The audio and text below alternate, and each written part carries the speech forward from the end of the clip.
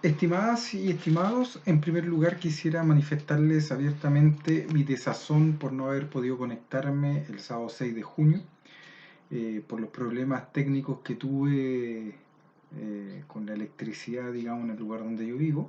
Sin embargo, he preparado esta cápsula para abordar los contenidos que tenía planificado, que tenían que ver con la continuación de una reflexión sobre la noción de precariedad y vulnerabilidad y su relación con la ontología. Bueno, con el objeto de resarcir entonces lo sucedido, he adaptado lo que tenía preparado para nuestra conversación en un formato más sintético y espero que también más preciso. En consecuencia, en esta sesión asincrónica abordaré los siguientes tópicos. En primer lugar, mostraré la relación entre la precariedad como relación de desigualdad y como condición existencial y social. Siguiendo lo realizado la semana pasada, tendré como referencia los textos de Emmanuel Bisset y los de Judith Butler. En segundo lugar, me interesa revisar y cuestionar el uso de la noción de precariedad como instrumento de gobierno, es decir, concentraré mis esfuerzos en develar cómo la precarización implica un modo específico de gubernamentalidad que impide los procesos de insurrección y transformación social.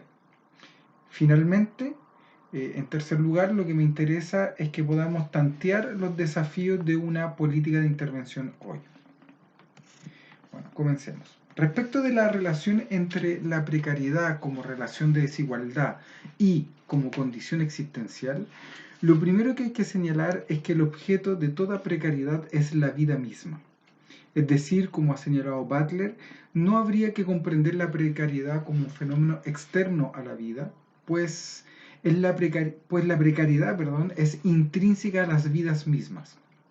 Recordarán ustedes que Freud señalaba, por ejemplo, que el malestar era inherente al aparato psíquico y a la cultura. Y esto, que se ha vuelto una premisa innegable, eh, es correlacionable, digamos, a la idea de precariedad, porque la precariedad es una condición también estructural de la vida. Al menos así lo trabaja Butler. Es por esta razón que ella habla de vidas precarias. Aunque algunas personas puedan maquillar y ocultar su precariedad, ello no significa que no la padezcan, ¿no? Obviamente que existen una diversidad de mecanismos que permiten que alguien no se percate, digamos, de la condición inherente y estructural de precariedad que le compete. En tal sentido es preciso recalcar que Butler concibe en efecto la condición precaria general de la vida y la vulnerabilidad del cuerpo no sólo como una amenaza o como un peligro ante el cual debemos ser incondicionalmente protegidos, sino que ella inversamente sostiene la importancia de no reproducir el miedo a la condición precaria, pues toda negación de la precariedad ayuda finalmente a respaldar las lógicas tradicionales del dominio, ¿no?, en la modernidad. En otras palabras, para Butler es importante que todos podamos reconocer desde nuestras experiencias los distintos modos que la actualidad deja de reconocer, eh, los distintos modos en que la actualidad deja de reconocer la vida en todas sus dimensiones. Y en ese sentido nadie está ajeno a la precariedad. Pero cuando alguien logra esconderla y la vuelve invisible, está colaborando en el fondo con la reproducción de las relaciones de dominación. En un punto podríamos interpretar esta negación de la propia precariedad como un gesto alienante, ¿no? Un gesto alienante del capitalismo, a través de mecanismos como el mercado, la publicidad, el marketing, ¿no? Lo que hace es ocultar precisamente esta condición. Hay un ejemplo como tradicional, ¿no? Uno siempre señala que, claro, la precariedad de la gente más pobre siempre se expresa en términos materiales, en las condiciones objetivas de vida que tienen, ¿no? Y por lo tanto se expresa desde cuestiones como el hambre, la falta de acceso, digamos, por ejemplo, a la conectividad, etcétera, etcétera. Pero cuando se habla de los sectores como eh, de una mejor situación económica, por lo general se habla de una precariedad afectiva, ¿no? Entonces, padres que trabajan todo el tiempo, hijos que están como abandonados a su suerte, ¿no? A merced de la soledad. O sea, también es una forma de precariedad, pero que se suele ocultar a través, por ejemplo, del consumo de alcohol, las fiestas, los excesos, etcétera, etcétera, ¿no? O a través de regalos, entonces son jóvenes que lo tienen todo, pero que les falta como lo más importante. Y es como se sacan en cara, digamos, los pobres le sacan en cara a los ricos, digamos, que ellos también son precarios, ¿no? Entonces, es por eso que podemos señalar que se trata de la vida misma, ¿no? Eh, entonces, la precariedad como condición existencial hace referencia, en consecuencia, a todo aquello que constituye la vida en general. Butler formula una ontología, y esta ontología no puede ser entendida haciendo abstracción de las condiciones sociales y políticas, es decir, es una ontología que debe considerar estas condiciones. Esas condiciones, por una parte, permiten modos de ser históricos específicos, hacen posible en cierto modo la supervivencia de los cuerpos que no serían capaces de sobrevivir de no estar incrustados en circunstancias sociales, políticas, jurídicas y económicas, culturales, etcétera, etcétera. En tal sentido, Butler agrega un elemento que uno podría decir que es anterior a la ontología que Marx dibujaba en la tesis sobre Feuerbach. ¿Por qué? Porque Butler lo que hace es reconocer que esas circunstancias o condiciones históricas son amenazadoras para la vida misma, ¿no? No solo para la vida, digamos, de los proletarios. De ahí que para Butler valga la pena centrarse en las decisiones políticas o, eh, perdón, en las decisiones políticas y en las prácticas sociales por las cuales algunas vidas son protegidas y otras no. Ahí se manifiesta, podríamos decir, un sesgo Foucaultiano de Butler, ya que en ella, siguiendo a este último, analiza esta condición ontológica en el marco de la gubernamentalidad descrita por Foucault en su curso Seguridad, Territorio y Población del año lectivo de 1977-1978, que este dictó en el Collège de France, ¿no? El Collège de Filosofía. Pero incluso podríamos señalar que Butler mezcla, ¿no?, los pensamientos de Marx con Foucault, pues ella señala que la condición precaria es coextensiva con el nacimiento, puesto que ya la supervivencia inicial depende de las redes sociales, ¿no?, del sujeto que nace, de la socialidad y del trabajo de otros. La dependencia social fundamental de un ser vivo, en razón de su vulnerabilidad, lo que trabajamos la semana pasada, de la imposibilidad de una vida completamente autónoma, explica para Butler la importancia eminente del trabajo reproductivo, ¿no? Perdón, esto lo podemos decir a partir de Butler, pero más allá de Butler. La vida entonces depende crucialmente, porque es precaria, del cuidado y de los trabajos de reproducción. La condición precaria no remite solo a la vida en cuanto tal, sino remite a las condiciones de su existencia. Es decir, la cuestión fundamental no es que la precariedad nos haga a todos iguales, sino aquello que más bien es un problema que compartimos todos, ¿no? La condición precaria es por tanto compartida y por esta razón debe entenderse en un doble sentido. Por una parte, como lo que es común a todos, es decir, la precariedad sería común a todos, ¿no? Ricos, pobres, eh, clase media, todo lo que ustedes quieran. Y por otro lado, es lo que es lo que a cada uno nos distingue y separa de los otros. Es decir, es un concepto que tiene una connotación universal, es decir, es común a todos, todos serían precarios o todos tendrían una vida precaria. Y por otra parte, es una condición singular, ¿no? Porque cada quien tiene una precariedad diferente, ¿no? Y por lo tanto es una precariedad que si bien por una parte nos junta, por otra parte nos separa. La precariedad es en consecuencia compartida y a la vez es siempre diferente. Es decir, la condición precaria, general y concreta es un fenómeno común y la expresión, ¿no?, empírica se expresa a través de diversas diferencias. Hay una relación entre vínculo y compartimentación, ¿no?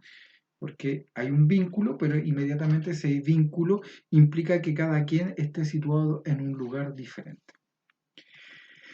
De esta manera, la condición precaria no es ni un modo de ser inalterable ni una igualdad existencial, sino que es más bien una constitución de los cuerpos múltiples e incierta que siempre está condicionada socialmente, ¿no? Y es por esto el carácter de una ontología que no puede desligarse del carácter social y político. Podríamos decir, además del ámbito económico y cultural. En tanto que lo compartido, ¿no? Que es esto que al mismo tiempo une y separa, ¿no? Hay una palabra muy, muy linda que usa Roberto Espósito en uno de sus libros que es lo condividido, ¿no? Lo condividido es lo que une y separa al mismo tiempo, ¿no? Entonces, lo compartido, ¿no? Que al mismo tiempo une y separa, es la condición precaria, en tanto ella define una diferencia relacional y una variedad compartida. Lo vinculante no es un común al que podría recurrirse, sino que es más bien algo que solo se produce en la acción política y social. Así, la condición precaria compartida es al mismo tiempo la condición que nos expone a los demás y nos hace absolutamente dependientes de ellos. Esa interdependencia social puede expresarse bien como cuidado de los demás o bien como violencia. Es decir, tenemos dos extremos, ¿no? Se puede expresar como solidaridad, ¿no? Como parte de una construcción del tejido social, pero también se puede expresar de una manera violenta y destructiva. Para decirlo de otra manera, ¿no? Porque son precarios y por ende finitos los cuerpos, estos dependen de algo que está siempre fuera de ellos. Es decir, los cuerpos son dependientes respecto de los demás, son dependientes respecto de las instituciones y de sus entornos protegidos y seguros. Sin protección, sin cuidado, sin salvaguarda, ninguna vida, sabemos nosotros, puede sobrevivir. Pero al mismo tiempo, y a pesar de todo, siempre permanece expuesta esta vida y estos cuerpos, al riesgo y al peligro de la muerte, ¿no? Ni la más fuerte de las voluntades, dice Butler, ni la mayor de las abundancias pueden excluir la posibilidad de que un cuerpo en vida pueda padecer accidentes o enfermedades. Y en virtud de los acontecimientos actuales, nosotros podríamos agregar que una vida siempre puede padecer la violencia directa de un Estado policial o la violencia encubierta de una intervención social. Por lo tanto, no se trata simplemente de padecer accidentes o enfermedades, sino que se puede padecer la planificación orquestada por un otro. La hipótesis de una vida que, porque es precaria y porque vive amenazada, eh, está expuesta, ¿no? A una vulnerabilidad existencial. O sea, la hipótesis de una vida que porque es precaria y vive amenazada, está siempre expuesta a una vulnerabilidad existencial. eh,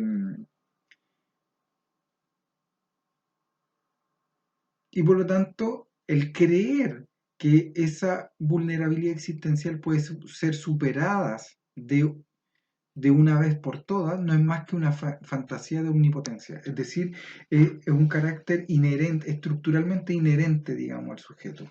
No podemos vencer la precariedad. Eh, Siempre vamos a depender, ¿no?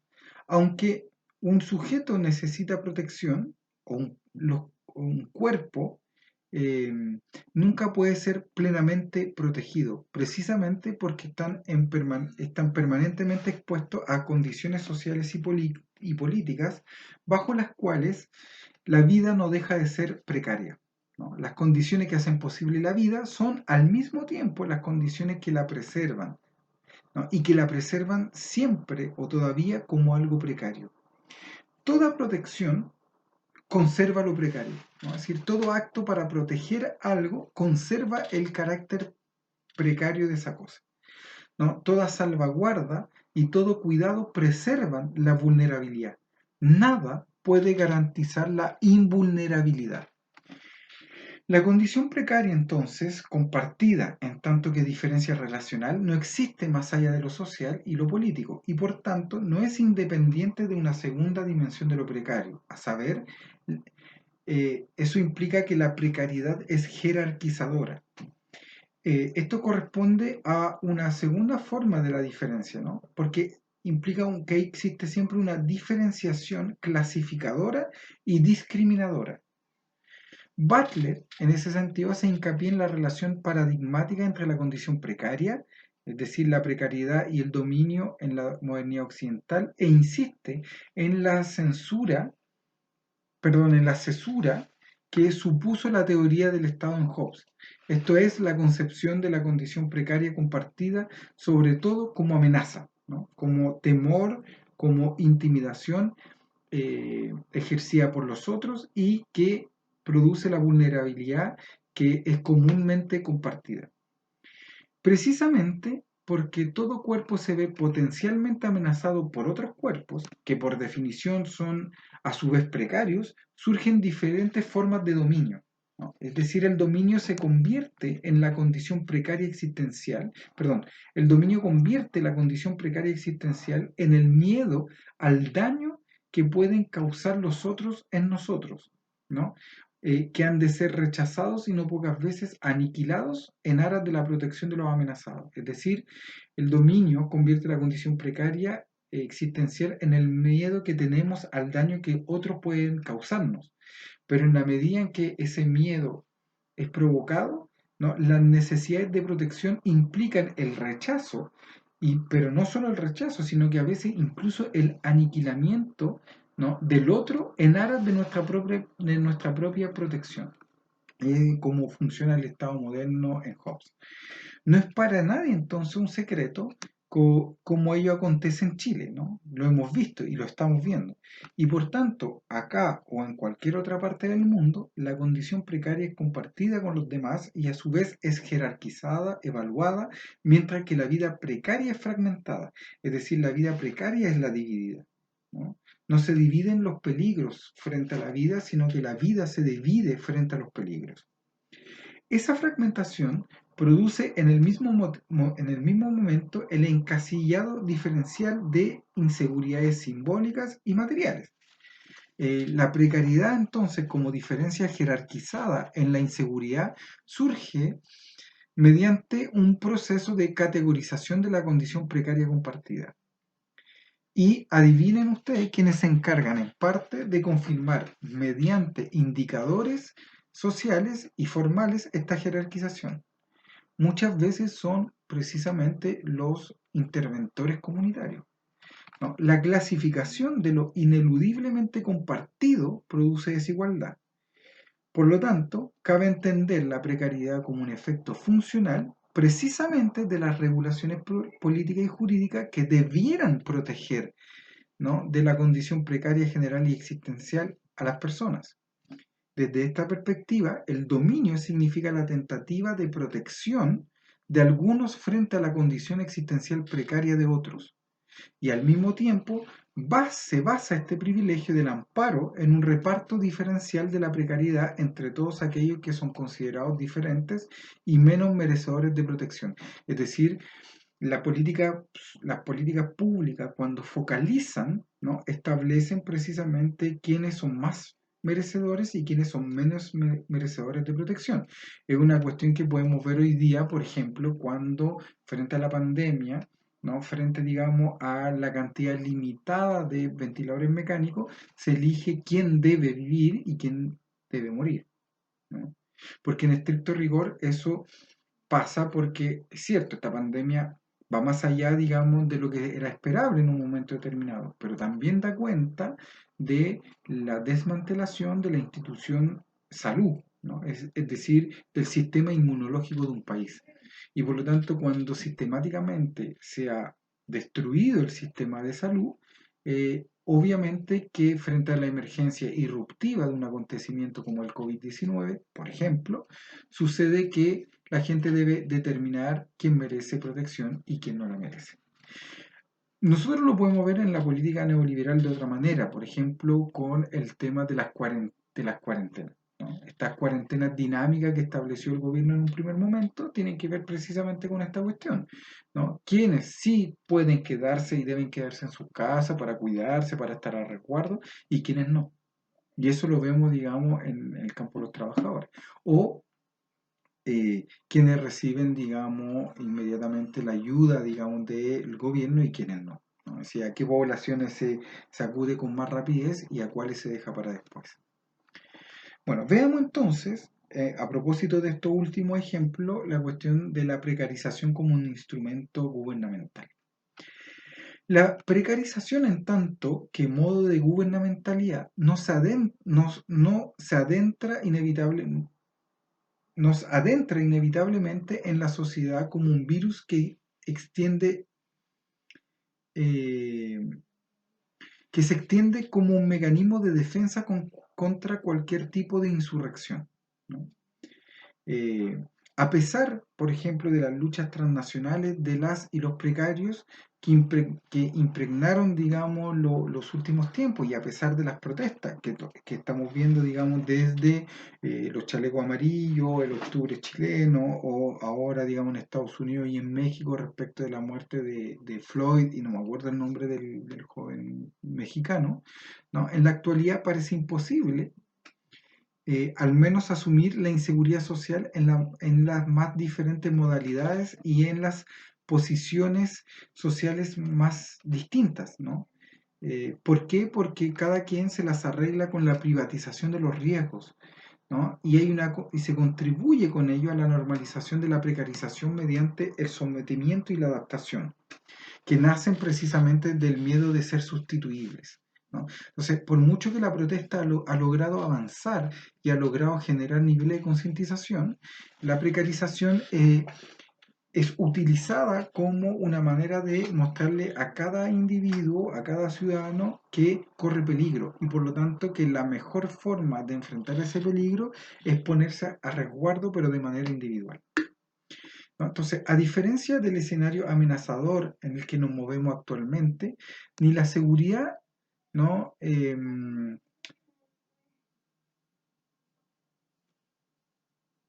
Ni la seguridad del orden social ni las técnicas de gubernamentalidad neoliberales están en peligro en la actualidad por causa de la precariedad, que crece en los márgenes. Es decir, la precariedad también es un mecanismo que utiliza el gobierno para mantener el status quo.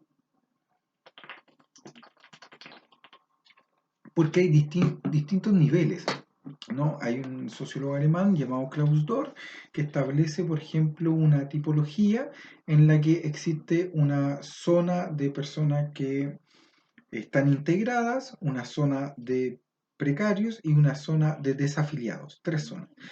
Ya no recuerdo muy bien cómo eran cada una de esas zonas, pero en la primera zona están, por ejemplo, los que están asegurados, ¿no? Es decir, a los que tienen una condición más o menos de vida estable, eh, que tienen, digamos, recursos suficientes, digamos, para enfrentar, digamos, cualquier circunstancia.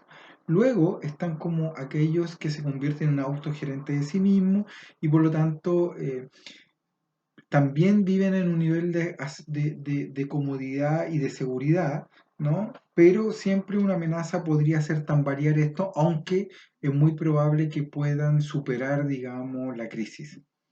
Luego vienen aquellos que son integrados pero inseguros, ¿no? Porque si bien tienen contrato, trabajan en áreas que en cualquier momento se los puede remover y por lo tanto todas sus condiciones de vida pueden cambiar, ¿no?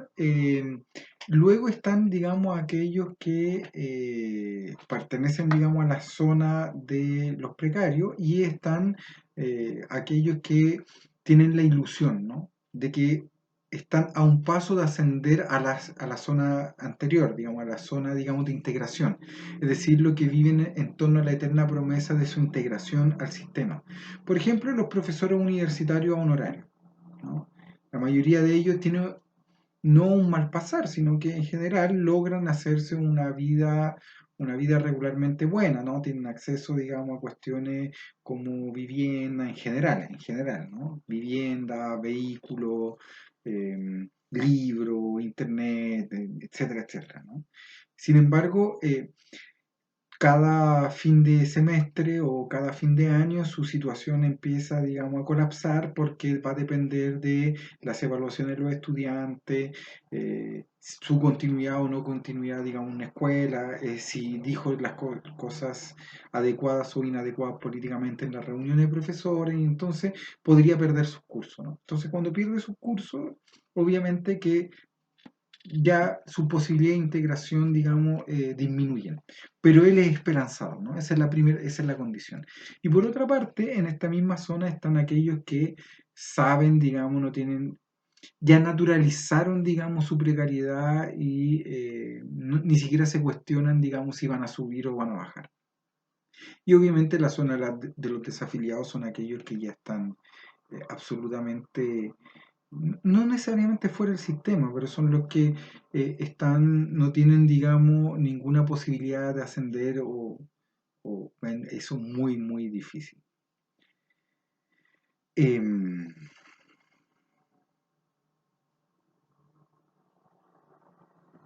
entonces, en ese sentido, lo que nosotros podríamos determinar es que la precarización ha ido avanzando y en la medida que ha avanzado, lo que ha logrado es ocupar la zona media de la sociedad, ¿no? Es decir, que cada vez abarca un conjunto más grande de personas. Las condiciones de vida y de trabajo precarias están normalizándose en un plano estructural y se han convertido por ende en un instrumento fundamental de gobierno. Sin embargo, la normalización de la precarización nos hace creer que no vivimos en la actualidad en una sociedad de inseguridad, sino que creemos que vivimos en una sociedad que se vuelve gobernable, pero no nos damos cuenta que es solo gobernable mediante nuestra propia precarización. El Estado no se ha retirado de todas las antiguas instituciones fundamentales de aseguramiento. Si bien es cierto que en el neoliberalismo el aseguramiento de las condiciones de vida ya no precisa del alcance de las técnicas de protección del Estado social liberal, ¿no? Y el Estado, por lo tanto, se limita cada vez más a discursos y prácticas de aseguramiento policial y militar, ¿no?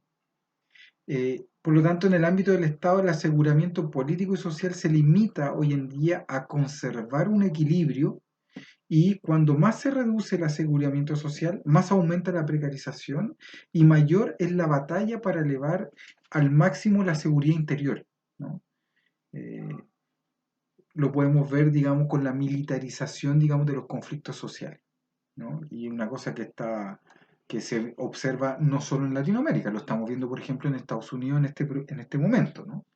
En particular, eh,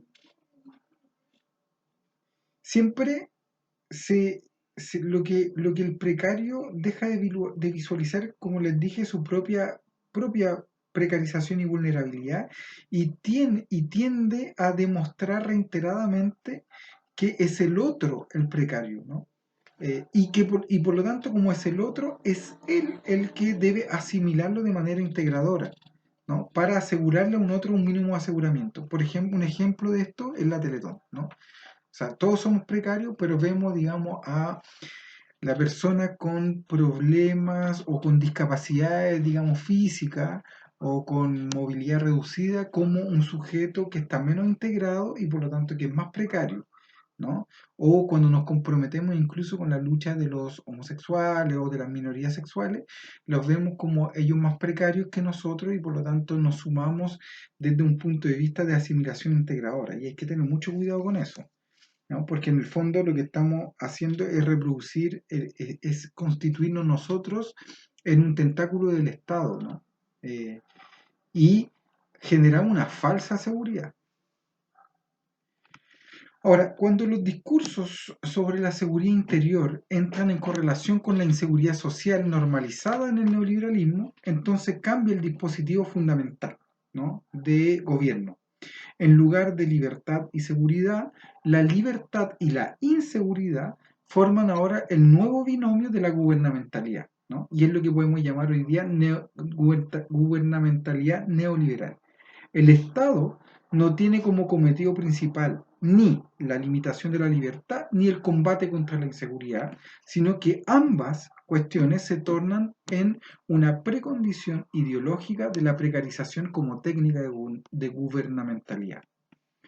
No deja de tener interés para nosotros que lo que estamos abordando son específicamente estrategias para asegurar la dominación, ¿no?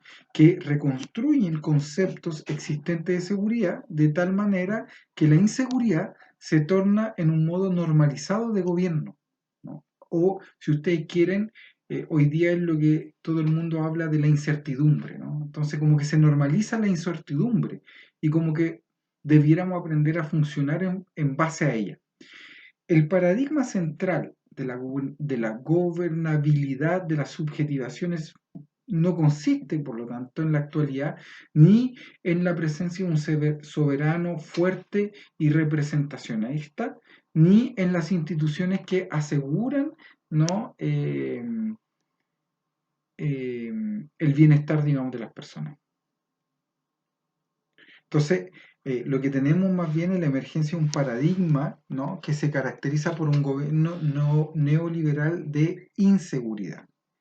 Si seguimos, por ejemplo, a Mauricio Lazarato, ¿no? Y un libro que publicó en el año 2008 sobre, comillas, el gobierno de las desigualdades, resulta entonces que todos los mecanismos de seguridad contra el riesgo, todas las instituciones sociopolíticas, son, dentro de la lógica neoliberal, dispositivos que deben funcionar en el mínimo, ¿no? Ese mínimo es lo que define un umbral en un sentido político, esto es una zona fronteriza variable en la que se trata de determinar una y otra vez dónde reside la amenaza de la guerra civil.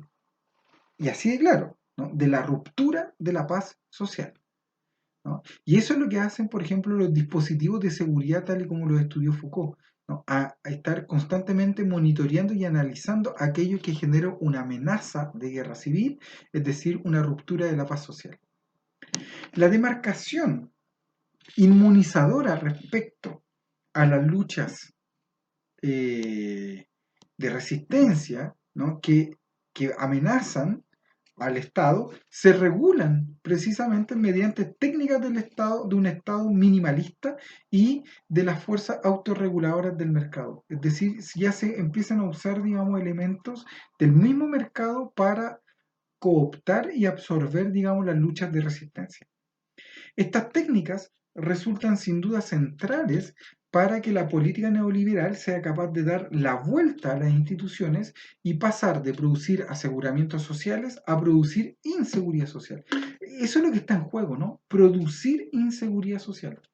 El arte de gobernar consiste entonces en la actualidad en tender a un máximo de precarización, que probablemente no puede ser calculado con exactitud, pero que es correlativo a un mínimo de aseguramiento, ¿no? Entonces, máxima precarización, mínimo de aseguramiento, digamos, de los derechos sociales, y en hacer que el mínimo no caiga por debajo de un umbral preestablecido.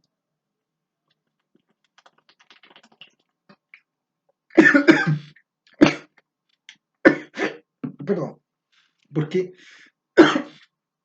si cae bajo ese umbral, entonces en cualquier momento podría explotar precisamente la guerra civil y la ruptura de la paz social.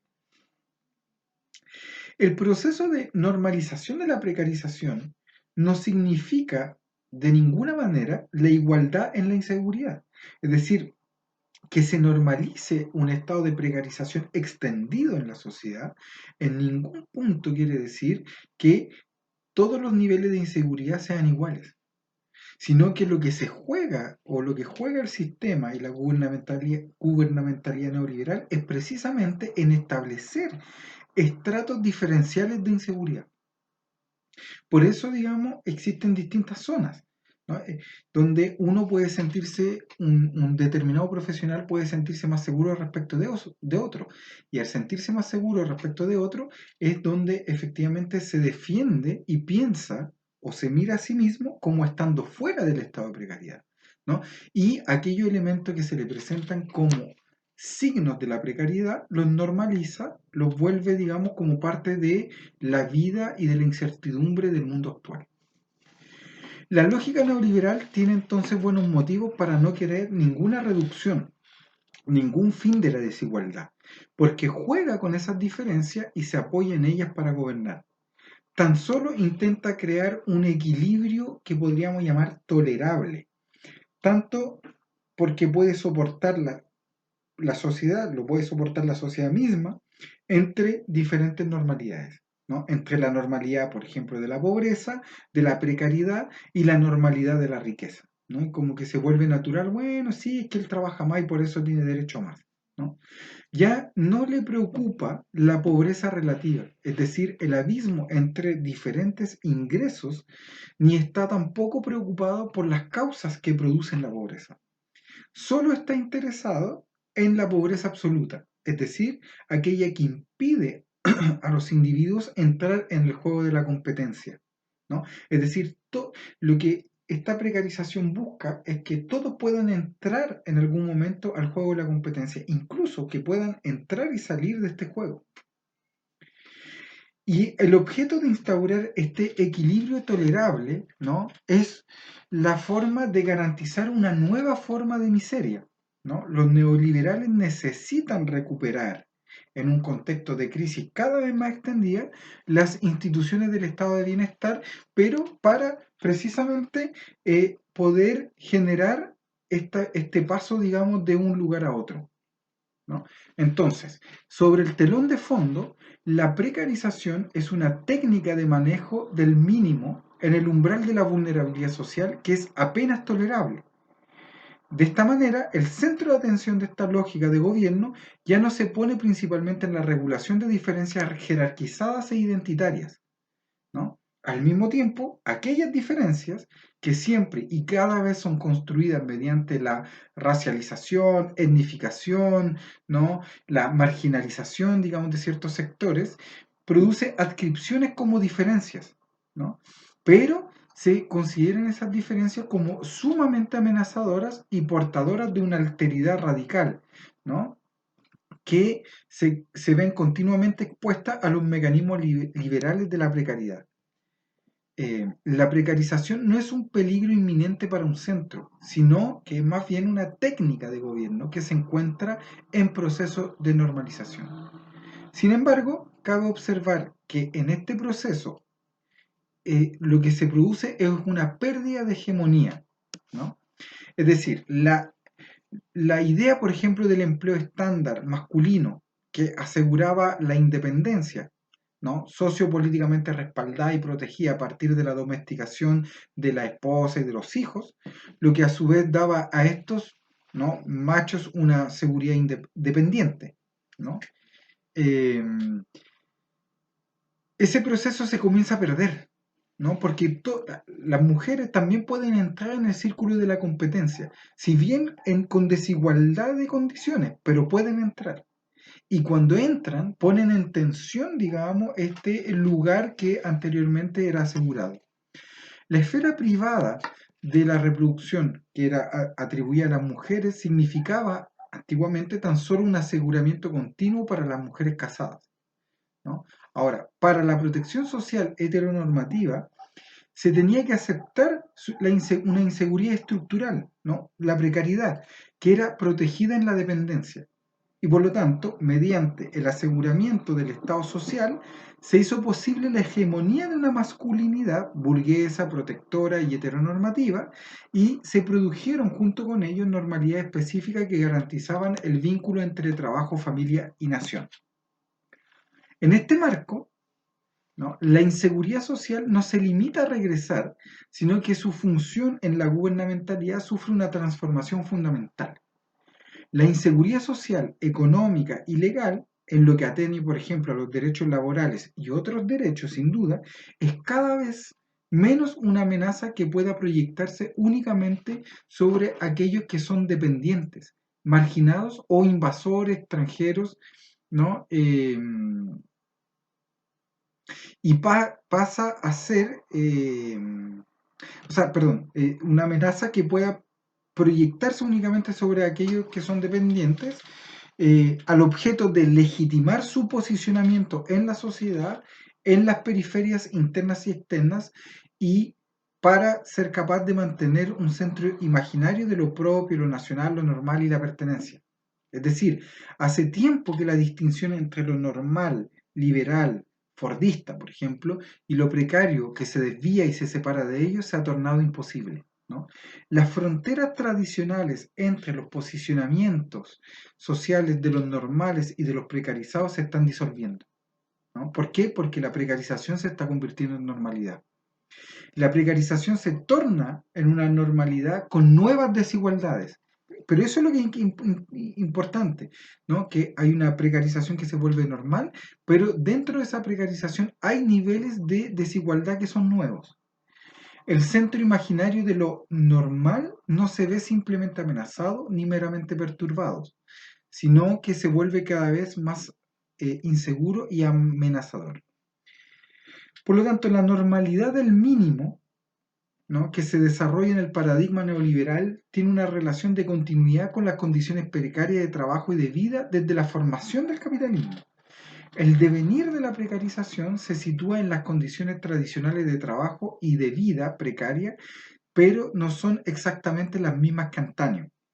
Si se considera que el Estado social fordista, por ejemplo, era una excepción histórica en tanto que movilizaba una fase limitada de una normalidad especial, y si la precariedad y la precarización eran consideradas como una norma de las condiciones capitalistas que persisten más allá de esta fase, entonces las continuidades y rupturas de esta norma, configuradas por la dominación en tiempos de aseguramiento excepcional, han de ser tenidas en cuenta si queremos entender el actual proceso de normalización de la precarización.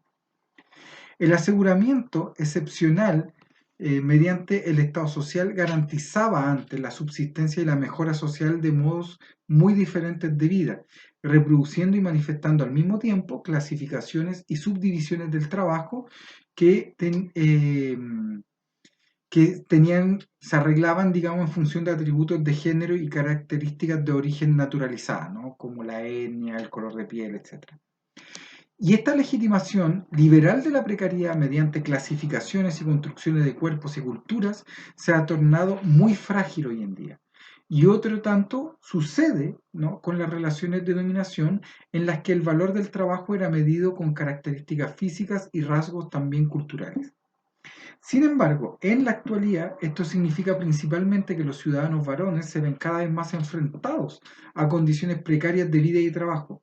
No obstante, siguen existiendo las divisiones internacionales del trabajo, así como un claro abismo salarial entre los géneros en los mercados de trabajo locales o nacionales.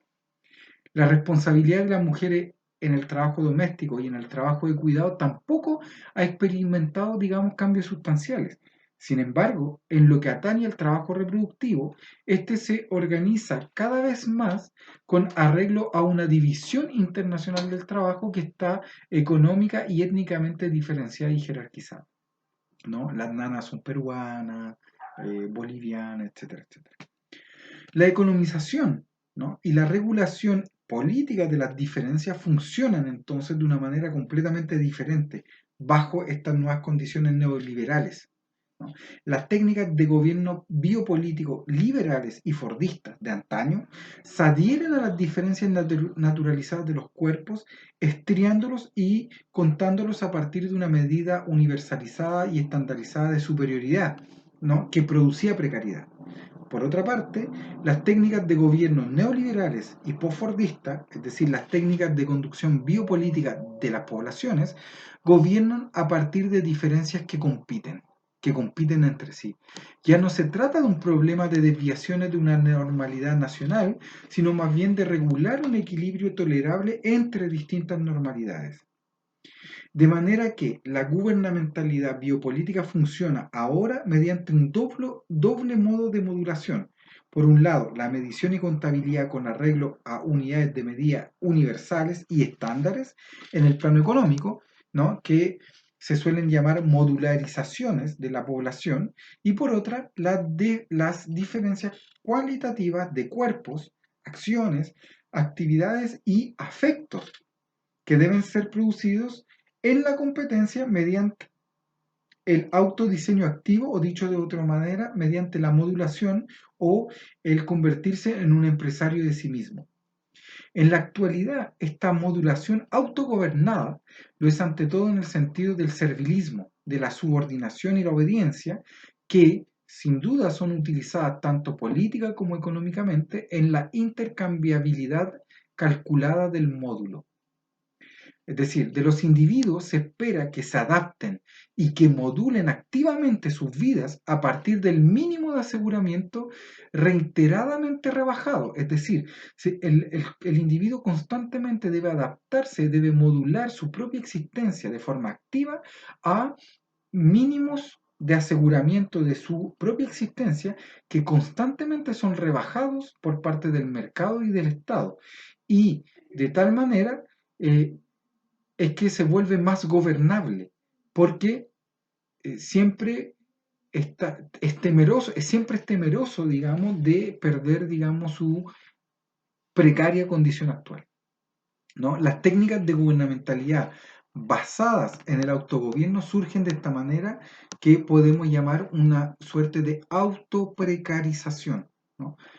Por lo tanto, de las condiciones de vida y de trabajo se espera que se orienten hoy en día en relación con una medida acorde con la lógica económica. Y esta medida puede cobrar las formas más diversas y distintas, que abarcan desde un Estado social minimalista hasta una política de intervención social comunitaria que moviliza profesionales comprometidos, pero sin poder. En cuanto a la política de intervención, ¿no?